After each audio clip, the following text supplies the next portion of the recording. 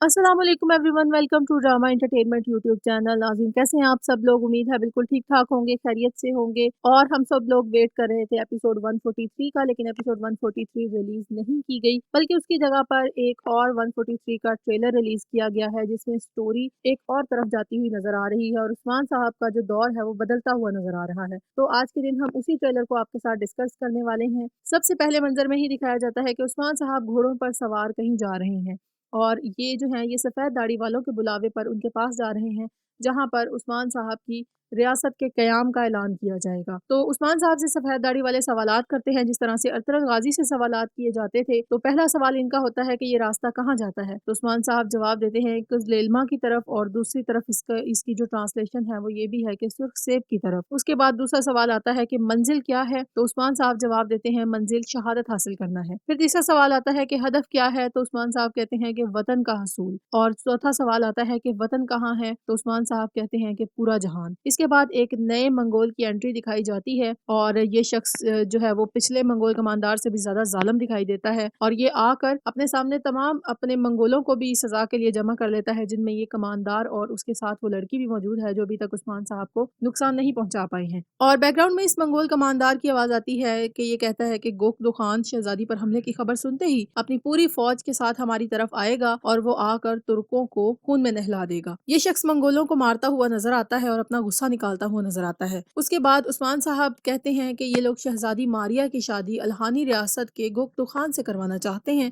ताकि इस तरीके से इनका आपस में इत्तेहाद हो सके। और इसी बात को प्रूव करते हुए एक और आवाज आती है जो कि कहती है कि हर चीज रूमी इत्तेहाद के लिए। यहाँ पर उस्मान साहब के सिपाहियों, जिनमें बाइंदर साहब और कनूर साहब हैं, उनको भी देखा जा सकता है। ये लोग यहाँ पर मौजूद हैं और तमाम उस्मान साहब के लिए इंफॉर्मेशन इकट्ठी कर रहे हैं कि ये लोग मिलकर क्या करते फिर रहे हैं। तो यहाँ पर एक सेलिब्रेशन दिखाई जाती है, एक जश्न का समा है, जहाँ पर एक शहजादी आती हैं। ये वही शहजादी हैं जिनकी बात की जा रही थी कि ये गोकतो खान से इनकी शादी करवाई जाएगी और रूमी इत्तेहाद कायम किया जाएगा और मिलकर उस्मान साहब के खिलाफ एक नया महाज खोला जाएगा। इसके बाद उस्मान साहब के सिपाही आयकुत कहते हैं कि हजूर, अगर हमने इस शादी को ना रोका तो दोनों पहाड़ों के दरमियान कुछ ले जाएंगे। यानी कि एक तरफ तो मंगोल हमारे लिए मुसीबत का बायस होंगे और दूसरी तरफ ये रूमी जो हैं ये भी हमारे लिए मुसीबत का बायस होंगे और ये मिलकर हमारे लिए नुकसान और मुसीबतें लाएंगे। तो उस्मान साहब कहते हैं कि हम शहजादी मारिया को अगवा करेंगे। शहजादी मारिया का काफिला इस मंगोल कमांडार की क़यादत में जा रहा होता है और उस्मान साहब इस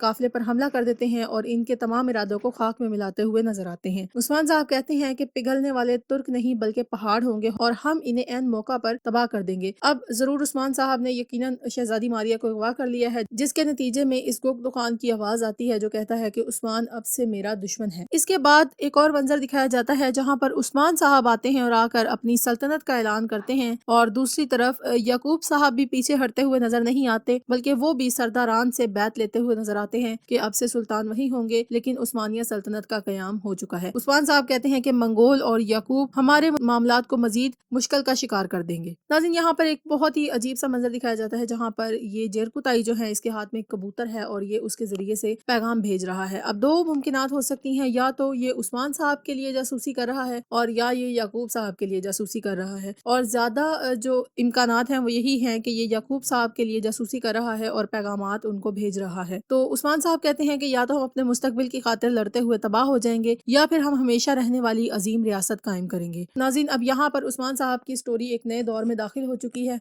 आपके हिसाब से ये ट्रेलर कैसा था? आने वाली एपिसोड्स निहायत सस्पेंस से भरपूर होंगी। आपको ये ट्रेलर कैसा लगा और कहानी में ये नया मोड़ कैसा लगा? हमें कमेंट सेक्शन में जरूर बताइएगा और हमें अपनी राय से जरूर आगाह कीजिएगा कि क्या जेरकुताई वाकई में उस्मान साहब के खिलाफ है या ये वाकई में याकूब साहब के लिए जासूसी कर रहा है। हमें इंतजार रहेगा आपके कमेंट्स का। अगर चैनल पे पहली दफा आए हैं तो वीडियो को लाइक कर दें और चैनल को सब्सक्राइब कर दें। अपना रखिएगा बहुत सारा ख्याल।